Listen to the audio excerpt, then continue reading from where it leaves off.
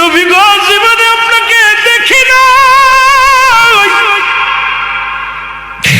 আপনার আমার মাওলারে আমি দেখি নাই, না দেখে আমি আশিক পাগল হয়ে গেছি।